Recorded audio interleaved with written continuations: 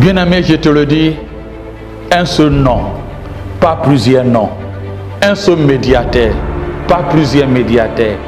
Un seul sacrifice, pas plusieurs sacrifices. Un seul chemin, pas plusieurs chemins. Une seule porte, pas plusieurs portes. Il s'appelle Jésus de Nazareth.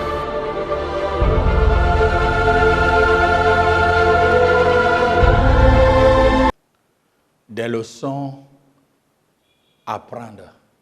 Des leçons à prendre. C'est très important, des leçons à prendre.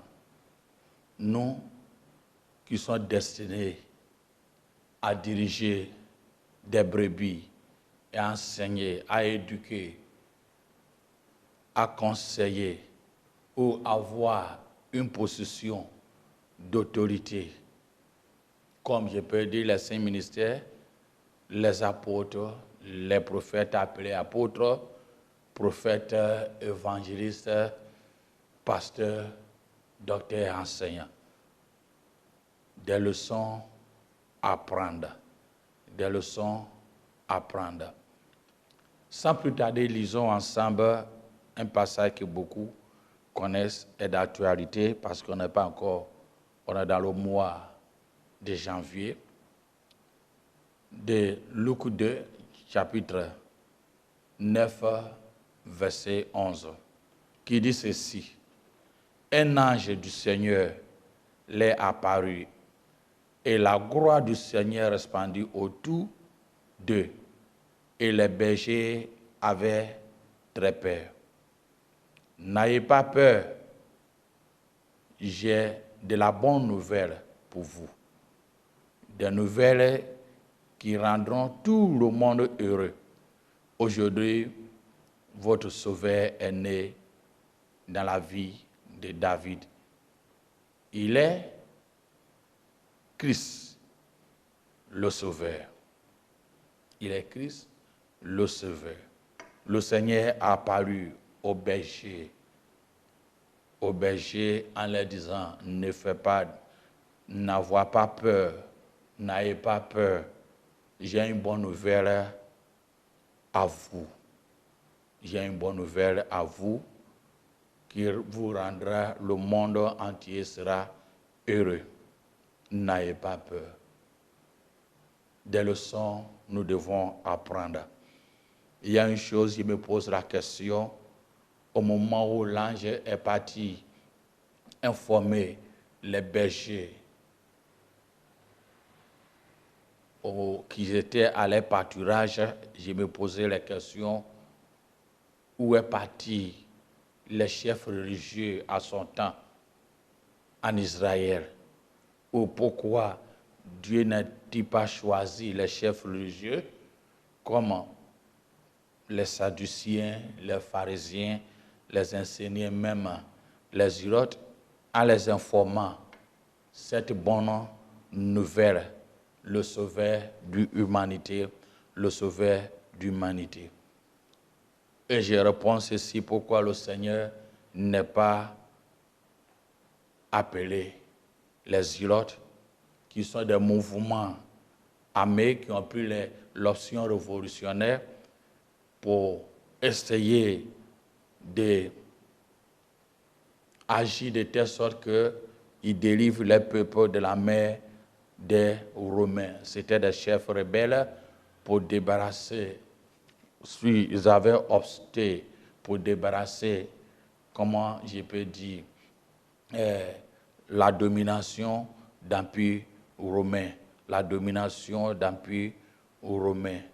Ça, je me suis dit, si ils étaient en guerre, ou c'est des taureaux, ou bien des chefs d'armée, je crois, en lisant un Chronique chapitre 28, verset 3, nous dit ceci. Dieu a dit à David, tu ne bâtiras pas une maison à mon nom, car tu es un homme de guerre et tu as versé du sang. Alors si Dieu n'a pas donné cette bonne nouvelle aux Zirotes, peut-être ils avaient la main liée au sang. Et ceci me fait comprendre aussi que des moments où il y a de bonnes choses, que souvent Dieu peut nous abstenir de connaître quand nos mains sont sales, liées au sang humain. Dans 1 Rois, chapitre 5, verset 3, il a dit ceci. Salomon explique que tout ce que David, mon père, n'a pas pu bâtir, une maison à l'Éternel, son Dieu, à cause des guerres. Donc, ses ennemis l'ont enveloppé jusqu'à ce que l'Éternel a eu mis sur la plainte à ses pieds. À ses pieds. Donc, parce qu'ils étaient des gens de guerre, les mains sont liées au sang. Il y a eu aussi les Sadduciens qui, Dieu n'a pas envoyé ses anges son ange pour leur expliquer la bonne nouvelle du salut du Seigneur Jésus-Christ, les Sadduciens, qui étaient des groupes religieux qui en pragmatique, je peux dire aristocrates, qui avaient énormément de fortune, qui vivaient comme en compromission avec la politique romaine. Ils ont un pied dans la religion, un pied dans la politique. Alors, Dieu n'aime pas le mélange.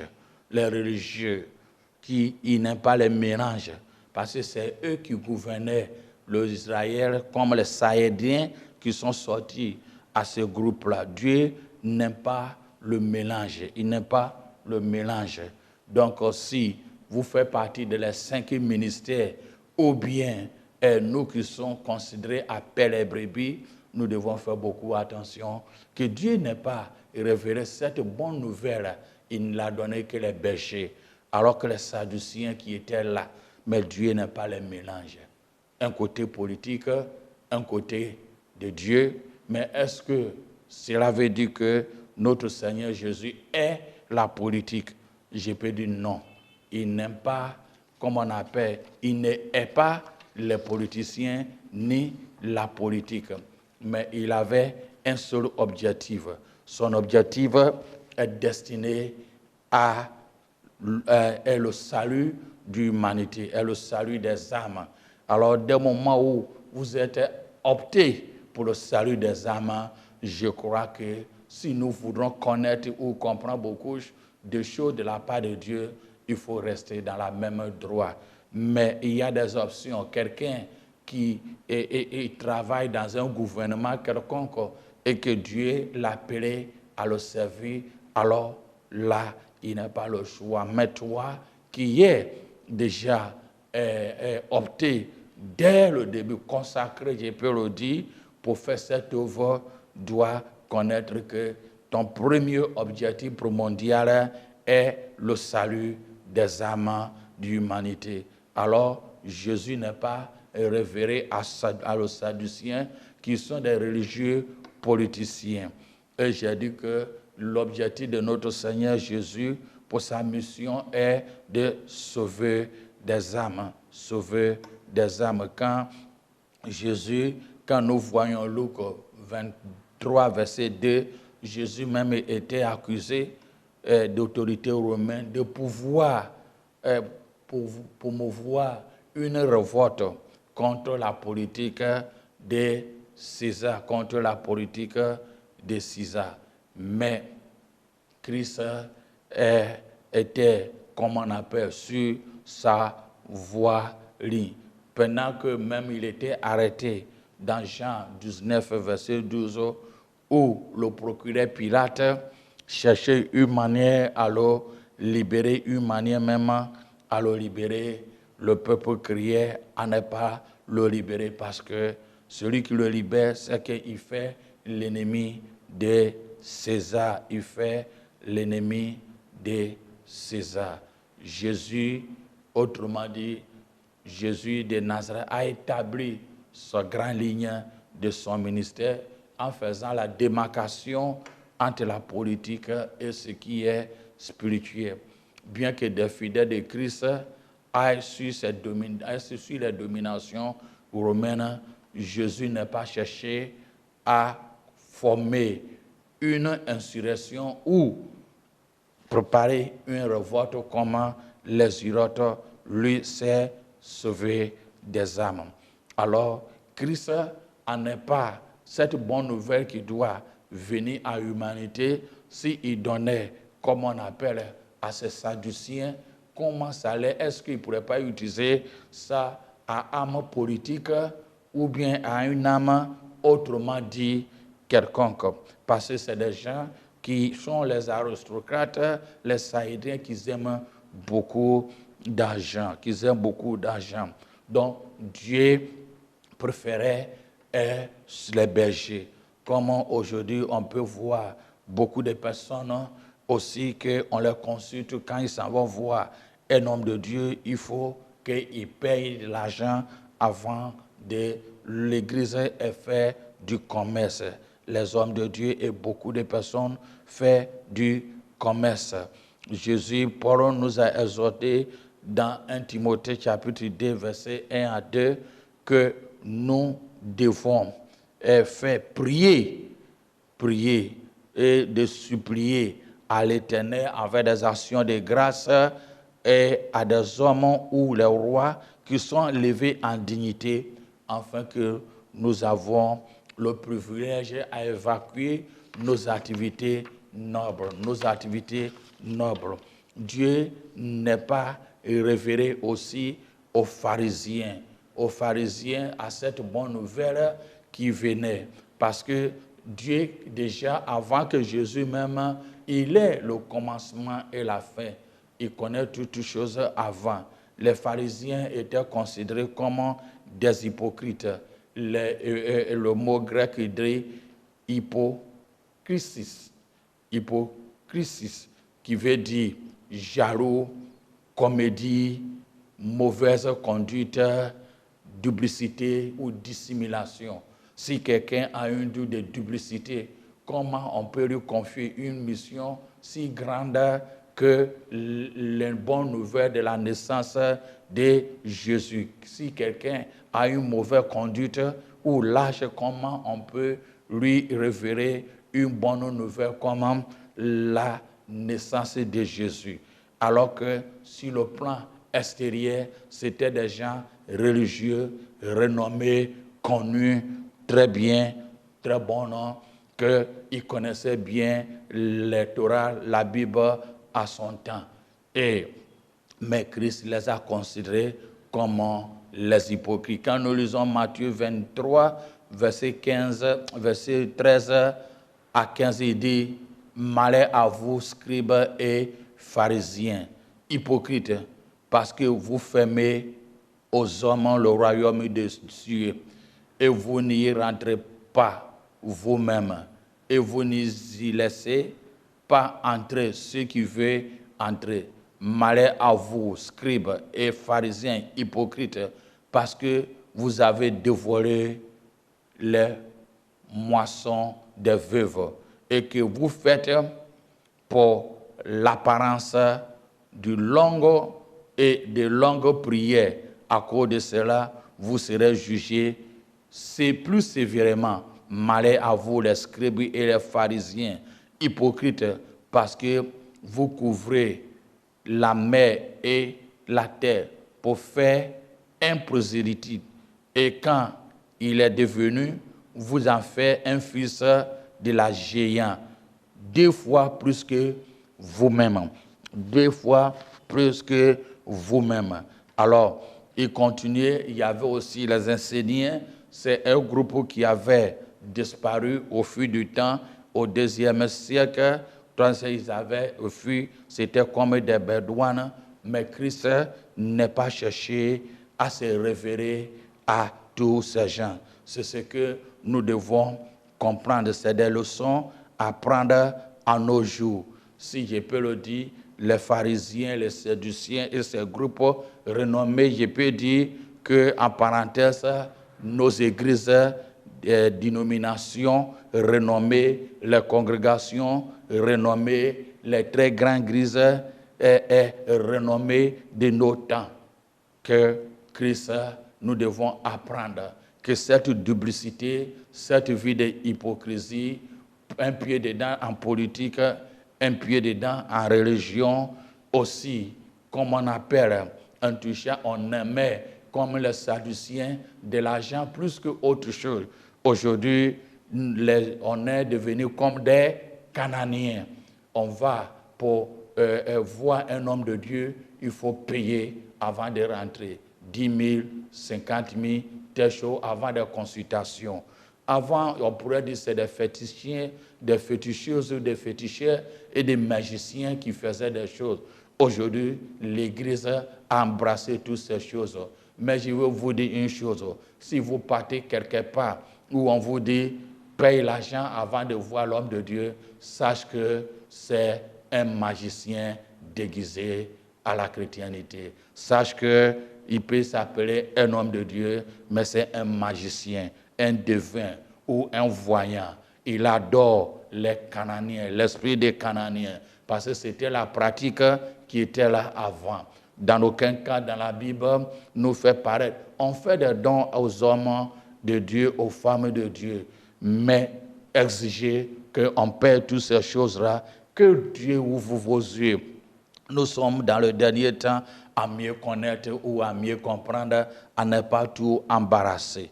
Mais Christ s'est présenté uniquement au berger. L'ange s'est présenté uniquement au berger. Pourquoi au berger? Les bergers représentent aussi pour nous l'image de la nature profondeur de l'amour de Dieu. L'image de la profondeur de l'amour de Dieu. Les bergers sont toujours au milieu des brebis et ils portent leur odeur. Ils portent leur odeur. Tu vas à un endroit où tu payes avant qu'on t'écoute ta parole. Est-ce que le berger porte ton odeur? Les bergers ont sans abri. Ce sont les odeurs. Même peu d'occasion, ils trouvent l'occasion à se baigner. Ils sont toujours au milieu de ces brebis, au milieu de ces brebis. Les bergers s'occupaient de la place les plus basses, même de la culture à son temps. Parce que lorsque la naissance de Jésus était annoncée, où Marie et Joseph étaient partis faire les recensements, il n'y a aucun cas, ils ont même parlé des bergers. Parce que les bergers, c'est des nomades, ils ne restent pas sur place. Comment on peut les recenser? Donc, ils étaient considérés comme des gens de bas classe. Aujourd'hui, on peut voir ce phénomène aussi. Dieu a apparu à ces bergers. Peut-être les pharisiens se disent, non, nous qui sommes... c'est nous qui connaissons la loi, c'est nous qui connaissons tout. En principe, ça doit venir par ça. Ceux qui sont les aristocrates, comme les Sadduciens pourraient dire, non, c'est nous qui sommes avec le gouvernement. En principe, ça doit être comme ça. L'autre groupe veut dire, c'est nous qui faisons la rébellion, qui est en train de faire de telle sorte que la sécurité vient, c'est nous. Et l'autre groupe dit, non, c'est nous qui mettons une vie de pénitence qui peut permettre que certaines choses nous arrivent. Si nous ne faisons pas attention, nous sommes dans le dernier temps. Le dernier temps, il y a les réveils, il y a des mouvements, des choses qui peuvent nous dépasser.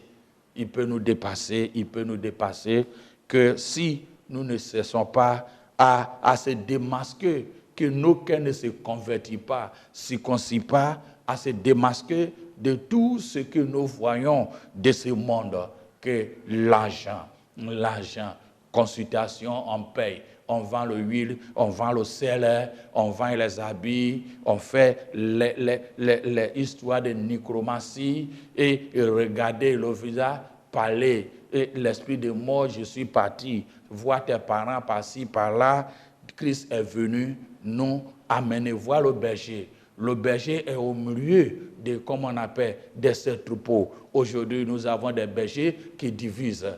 Ils regardent et puis ils te disent que c'est ta maman qui a fait que tu ne reçus pas, ta maman est sorcière. Alors que le chrétien, ce n'est pas avec sa maman qu'il a mis au monde depuis des années. C'est ton mari qui est en train de te tuer. C'est ta famille, division par-ci, par-là. Un homme de Dieu qui met ses discours, qui dit toutes ces choses-là, ça veut dire qu'il est un esprit de Cananéen.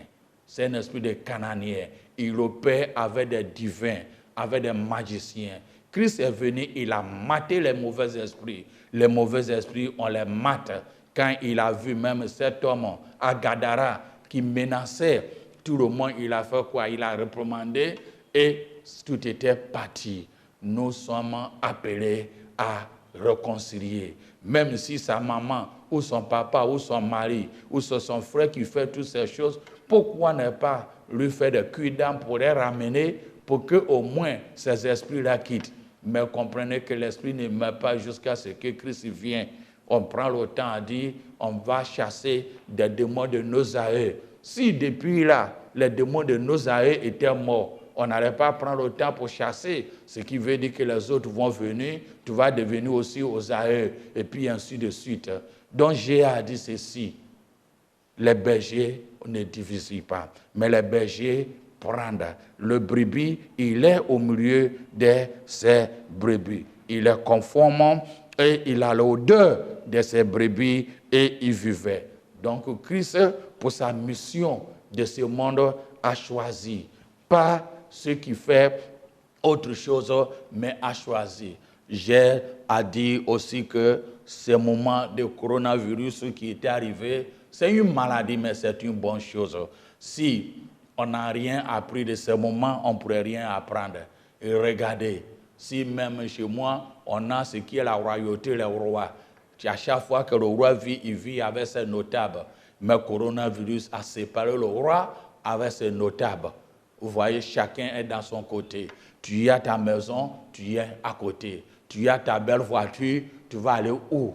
Tu as tes bons habillements, tu vas aller où? Une vie de solitude. Une vie de solitude. Mais Christ, lorsque nous voyons dans sa parole, qui nous a dit dans Jean 3, verset 16, il nous dit que quiconque croit en lui ne périsse pas, mais qui a la vie éternelle. Nous pouvons leur faire confiance à cette promesse que notre Seigneur Jésus a démontré sa grâce pour nous, à n'importe qui, à n'importe où, et à n'importe quand. Il est bon pour nous. Il est bon pour nous. Christ, dans Matthieu 28, verset 18 à 20, nous dit, je crois ce que les bergers étaient les premiers évangélistes. Les bergers étaient les premiers évangélistes à montrer ce que est capital. Dieu ne s'est pas révélé à quiconque dit les restructurer, les religions restructurées, les sadduciens, les religions restructurées, les pharisiens, les enseignants, les irotes. Ça continue à nos jours. Nous devons apprendre des leçons. Nous devons apprendre des leçons. Il y a des leçons capitales, nous devons réellement apprendre. Regardez la naissance de Jésus, la résurrection de Jésus. Il y avait tous ces chefs religieux qui étaient là. Même il y avait les disciples qui étaient là, les 12 que Christ les a choisis. Mais il a préféré se référer à une femme, on appelle Marie-Madeleine. Regardez, Marie-Madeleine. Je crois que ceux à qui, ça c'est ma propre pensée, qui ont écrit, étaient jaloux, qu'ils n'étaient pas les premiers à découvrir Jésus, donc ils ont ajouté la prostituée, une prostituée, pour que son nom soit attaché à ça. On dit, au lieu de dire même Marie Magdala, parce qu'elle vient de Magdala, qui n'est pas loin de Galilée. À l'époque, il y a du commerce qui florissait. On dit Marie-Madeleine, et ils ont coché avec une identité qui était son ancienne vie, la prostituée. Aujourd'hui, ça peut arriver à quiconque. Dès le moment où on voit ton structure, il a fait quelle école? Qui l'a enseigné? Il a resté avec qui? Qui était son père spirituel? Qui était sa maman spirituelle? Il était avec quel groupe? Il était comment? Alors, on te colle une étiquette. Comme Marie-Madeleine avait cette étiquette-là, une prostituée. Mais elle était la première à prêcher la bonne nouvelle. Nous avons des leçons à apprendre. nous avons des leçons à prendre. À l'époque où Jésus vivait, je voudrais vous dire une chose, et que le temple de Jérusalem était au centre de la vie religieuse juive, où on sacrifiait des animaux, et on fait le culte pour célébrer, comme on appelle, l'Éternel, selon ce qui était conformé à Moïse. Mais lorsque nous lisons Hébreux 9, verset 1 à 9, il nous fait comprendre ceci, il nous dit ceci: le voile du temple sépara le Saint des Saints des demeures terrestres de la présence de Dieu, du reste du temple où les hommes demeuraient. À la mort de Jésus-Christ, le voile du temple était déchiré. Le voile du temple était déchiré. Lorsque nous lisons Matthieu 27, verset 21, il nous dit ceci: le voile du temple se déchira en deux, depuis le haut jusqu'à le bas. La terre trembla et le rocher se fut fondu. Les trois évangiles synoptiques, Matthieu, Marc et Luc, parlent de ces choses. L'endroit qui était réservé uniquement entre les descendants directs d'Aaron. Le temple qui était séparé, c'est le lieu très saint où, si tu ne fais pas partie des sacerdotes royaux, comme on appelle les sacrificateurs, tu n'as pas droit à rentrer ces choses-là. Mais la mort de Christ, la parole nous dit que les rideaux du haut et bas étaient fondus, qui a permis que ceux-mêmes qui étaient dans le pavé, dans la cour, regardaient le lieu très saint. Ceux-mêmes qui étaient à l'intérieur aussi regardaient le lieu très saint. Ce qui veut dire qu'aujourd'hui où nous sommes, il n'y a pas une question de dire que je suis le responsable, je suis celui-là, à moi, où je suis lequel que le Christ doit réserver ou parler. Nous sommes tous devant notre Père. Celui qui dispose son cœur, Dieu peut l'utiliser. Dieu peut l'utiliser. C'est des leçons à prendre. C'est des leçons à prendre. Des fois, nos voix ne sont pas la voix de Dieu. Histoire de Joseph en envoyant ses enfants à son père Israël, Jacob, c'est-à-dire pour qu'il le bénisse, me fait réfléchir beaucoup. Dans Genèse chapitre 48, la Bible nous dit qu'il avait fait partie de ses deux enfants, Manassé et puis Ephraïm. Manassé l'aîné et Ephraïm le plus jeune. Et lorsqu'il ne voyait pas bien parce qu'il était à l'âge avancé, et il a placé Manassé dans la ligne droite où son père doit poser la main. Et il a placé Ephraïm du côté gauche. Mais quand son père bénissait, quand bien même il ne voyait pas, il a croisé les bras. Et il a mis la main droite du côté gauche où Ephraïm était. Et côté droite, il a pris la main gauche vers côté droite où Manassé était. Et ça déplut beaucoup Joseph, parce qu'il s'est dit, mais comment ça doit arriver ainsi?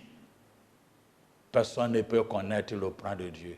Il disait, papa, mais ce n'est pas l'aîné. Son père disait, je le sais, je le sais. Nous avons des leçons à prendre. Des leçons à prendre. Bien-aimés, des leçons à prendre. Nous devons comprendre, si Christ a révélé aux bergers insignifiants, Marie-Madeleine, ce sont des éléments clés qui portent le salut universel. Et l'Église que nous portons, nous devons comprendre que Christ peut passer à n'importe quel moment.